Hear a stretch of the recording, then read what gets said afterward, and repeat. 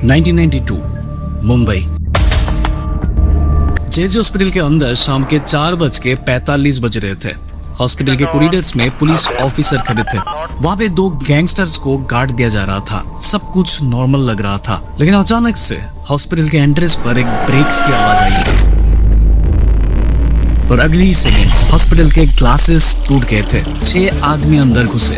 उनके हाथ में सिर्फ पिस्तौल नहीं थी बल्कि AK-47 थे। मुंबई ने पहली बार हॉस्पिटल के अंदर ऑटोमेटिक राइफल की आवाज सुनी थी और सिर्फ कुछ सेकंड्स में ही 500 से ज्यादा बुलेट्स चल चुकी थी। पेशेंट्स, नर्सेज, डॉक्टर्स सब लोग भाग रहे थे और ये अटैक किसी गैंग वॉर का नहीं था। ये बस एक मैसेज था एक आदमी के लिए, अरुण गावली। एक वक्त जो दाऊद इब्राहिम का आदमी था, वो आदमी जिसे लोग गैंगस्टर्स बोलते थे और कुछ लोग डैडी।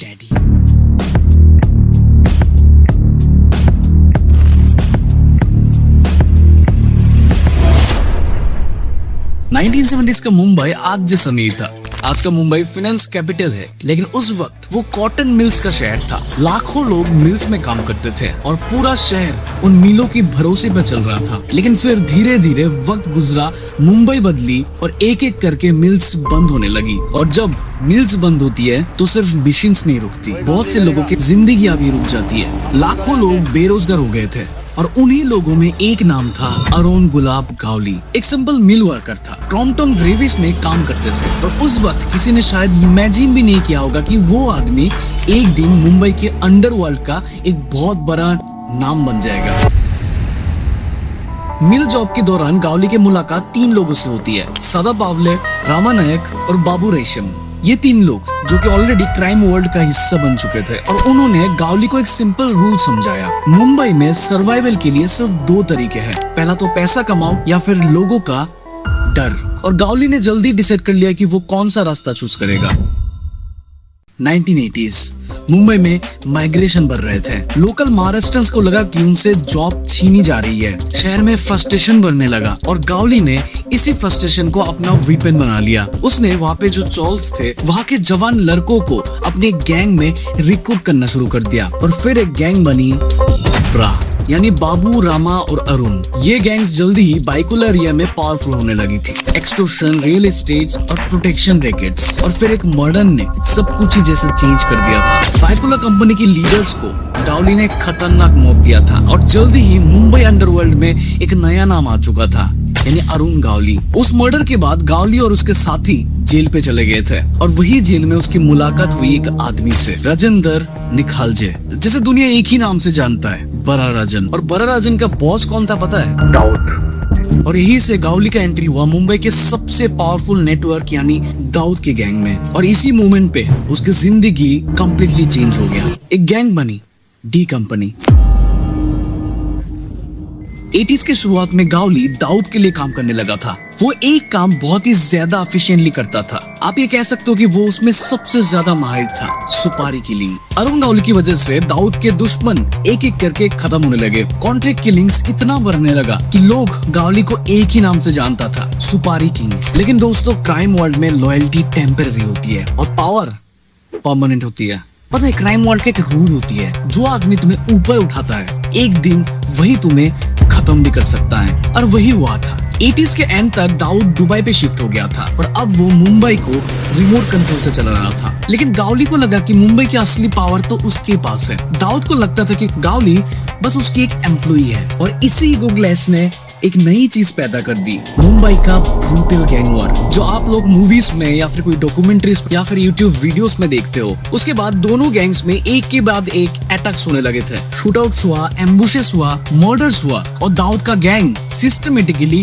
गावली के आदमियों को खत्म करने लगा था। और उसमें से ही सबसे पहले मारा गया बाबू रेशम, फिर रामा नायक और फिर गावली का एडवाइजर अशोक जोशी। और कुछ ही टाइम में ब्रा गैंग ऑलमोस्ट खत्म हो चुकी थी और गावली दगरी चौल के गेट के पीछे छुप गया था। दगरी चौल सिर्फ एक चौल नहीं था, वो गावली का फोर्टे था। उसका आर्म गार्ड्स, खुफिया सुरंगे और हिडन रूम्स थे उसके, और सबसे बड़ी बात उसके लॉयल सपोर्टर्स थे वहाँ पे। दगरी चौल के लोगों के लिए वो रॉबिन हुड बन गया था। हर दिन लोग उसके घर के बाहर लाइन लगाते थे, अपने प्रॉब्लम्स लेकर आते थे, और गावली एक राजा की तरह फैसला करते थे। गावली ने चॉल्स के लोगों को जॉब्स दिया, उनमें पैसा बांटते थे और गणपति और दुर्गा पूजा जैसे फेस्टिवल्स ऑर्गेनाइज करते थे, धूमधाम से मनाते थे, और लोग उसे गैंगस्टर नहीं समझते थे। वो उन लोगों के लिए एक प्रोटेक्टर था, एक रॉबिन हुड था, और धीरे ही धीरे उसका एक नया नाम पड़ गया, डैडी। और फिर आया साल 1993 के दाऊद से द्वारा करवाया गया बम ब्लास्ट के बाद मुंबई का पॉलिटिकल क्लाइमेट बदल गया था, और उसी वक्त बाला साहेब ठाकरे ने एक स्टेटमेंट दिया था। उन्होंने कहा था कि if they have Dawood then we have Gawli, और इसी एक स्टेटमेंट ने गावली को गैंगस्टर से सिंबल बना दिया था। लेकिन दोस्तों, पावर कभी फ्री में नहीं मिलता, उसकी एक बहुत ही बड़ी कीमत चुकानी पड़ती है। गावली को लगा कि शिवसेना पार्टी अगर सत्ता में आती है तो उसकी हिफाजत करेगा, लेकिन हुआ कुछ इसका उल्टा ही, और जल्द ही गावली को वो कीमत चुकानी पड़ी थी। 1994 में पुलिस ने गावली को अरेस्ट कर लिया था। आशा गावली यानी अरुण गावली की पत्नी, उन्होंने एक प्रेस कॉन्फ्रेंस किया था। उसने एक्यूज किया था कि दाऊद ने पुलिस को रिश्वत दी है और गावली का फेक एनकाउंटर प्लान हो रहा है। गावली को लगता था कि शिवसेना उसका सपोर्ट करेगा, लेकिन उसके साथ हुआ कुछ उल्टा ही पूरा। गावली को पता चला कि पुलिस उसे अमरावती जेल शिफ्ट करने वाली है, एक ऐसी जेल जहाँ पे वो इजी टारगेट बन सकता था। और सबसे शॉकिंग बात, ये ऑर्डर उसी पॉलिटिकल पार्टी से आया था जिसे वो अपना प्रोटेक्टर समझ रहा था। और पता है, जब भी अरुण गावली को एक जेल से दूसरी जेल पे शिफ्ट करता था ना, हर वक्त उसकी पत्नी आशा गावली हमेशा पुलिस वैन के पीछे पीछे जाती थी ताकि वो लोग उसका एनकाउंटर न कर सके। और धीरे धीरे गावली समझ गया था, क्राइम वर्ल्ड में सर्वाइवल के लिए बस एक ही शील्ड चाहिए, और वो है पॉलिटिक्स, जो कि हर गैंगस्टर को लगता है। और जेल से बाहर आते ही गावली ने अपनी पॉलिटिकल पार्टी बना दिया था, अखिल भारतीय सेना, और धीरे धीरे वो वही टैक्टिक्स अप्लाई किया था जो शिवसेना पार्टी किए थे, लोकल सपोर्ट, स्ट्रीट पावर और आइडेंटिटी पॉलिटिक्स। और वो शिवसेना के कार्यकर्ताओं को ही अपने साथ जोड़ रहे थे, कभी प्यार से तो कभी हथियार से। लेकिन 1990s के बीच एक और चीज चुपके से मुंबई में चेंज हो रहा था, और वो है पुलिस। तो 12 लोग मिलने मारने के बाद मुझे रिवार्ड मिला। पहले पुलिस का काम होता था कि क्रिमिनल्स को अरेस्ट करना, लेकिन अब मुंबई पुलिस ने एक नया अप्रोच एडॉप्ट कर लिया था, एनकाउंटर। सिंपल वर्ड में इसका मतलब था कि अगर गैंगस्टर पुलिस के सामने आया तो कोर्ट तक पहुंचने से पहले उसकी कहानी खत्म कर सकती थी। और इसी एरा को मुंबई में एनकाउंटर एरा भी बोला जाता है।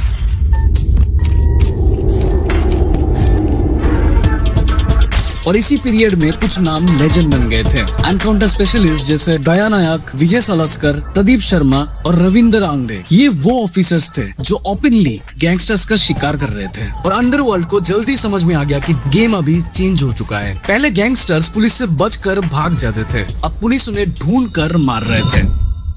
1993 से लेके 2003 के बीच मुंबई पुलिस एनकाउंटर्स में लगभग 600 क्रिमिनल्स मारे गए थे। और हैरानी की बात ये थी कि उनमें से लगभग 90 लोग गावली गैंग से जुड़े हुए थे। यानी पुलिस सिर्फ अंडरवर्ल्ड को खत्म नहीं कर रहा था, वो स्पेशली गावली के एम्पायर को तोड़ रहे थे। डोगरी चौल के बाहर जो आदमी कभी डैडी के नाम से जाना जाता था, अब धीरे धीरे अकेला पड़ रहा था। उसके ट्रस्टेड साथी स्मर रहे थे, और मुंबई के अंडरवर्ल्ड में एक नया मैसेज सर्कुलेट हो चुका था कि गावली के साथ रहना तो मतलब अपनी मौत को पैगाम देना। और इसी वक्त गावली ने एक शॉकिंग स्टेटमेंट दिया था। उसने कहा था कि मैं जेल में इसलिए हूँ क्योंकि मुझे पुलिस से डर लगता है। सोचो, एक गैंगस्टर जिसे कभी मुंबई का सुपारी किंग कहा जाता था, वो खुद पुलिस से डर रहे थे। और उसकी बात गलत भी नहीं थी, क्योंकि उस वक्त Mumbai police literally shoot first और आस्क लेटर मूड में थे। गैंगस्टर्स को कोर्ट तक पहुंचाने का मौका भी नहीं मिल रहा था, और इसी वजह से गावली ने एक डिसीजन लिया था, और ये one of the most powerful decision था उसका पॉलिटिक्स आने में। 2000s के स्टार्ट तक गावली का एम्पायर लगभग बहुत ही कमजोर हो चुका था। उसके गैंग के हर एक मेंबर्स या तो एनकाउंटर में मार चुके थे या फिर जेल में थे।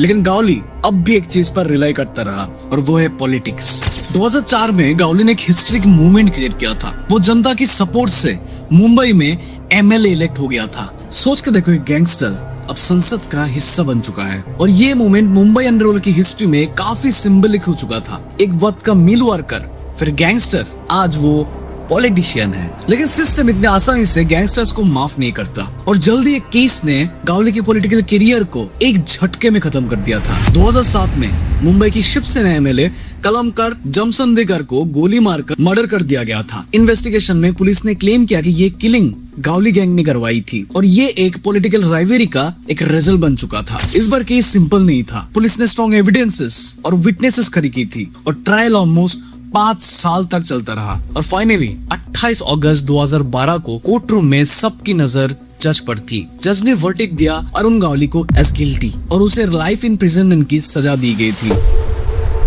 मुंबई का एक एरा, एक मिल वर्कर जो अंडरवर्ल्ड का किंग बना और पॉलिटिक्स में घुस गया, अब उसकी जिंदगी का बाकी साल जेल में बिताने वाला है। लेकिन कहानी यहीं पे खत्म नहीं होती है। अरुण गावली आज भी जिंदा है और अब उसकी उम्र लगभग 70 साल हो चुकी है। उसकी बेटी गीता गावली आज भी अखिल भारतीय सेना पार्टी संभाल रही है और दगरी चौल जो कभी अंडरवर्ल्ड का फोर्टिस था आज रीडेवलपमेंट के रास्ते पर है। लेकिन अप्रैल 2024 में एक नई डिबेट शुरू हो गई। नागपुर कोर्ट में एक हियरिंग के दौरान गावली के लॉयर्स ने आर्ग्यूमेंट किया था। उसने अपनी सजा का एक बड़ा सा हिस्सा सर्व कर लिया है। उसकी उम्र भी बहुत ही ज्यादा हो चुकी है और इसी वजह से उसको अर्ली रिलीज मिल सकता है। और अगर ये होता है तो एक सवाल फिर से मुंबई मोड़ सकता है, क्या आज भी मुंबई में कुछ लोग उसे गैंगस्टर कहेगा या फिर पॉलिटिशियन या फिर दगरी चौल के लोग आज भी उसे डैडी करके बुलाएगा?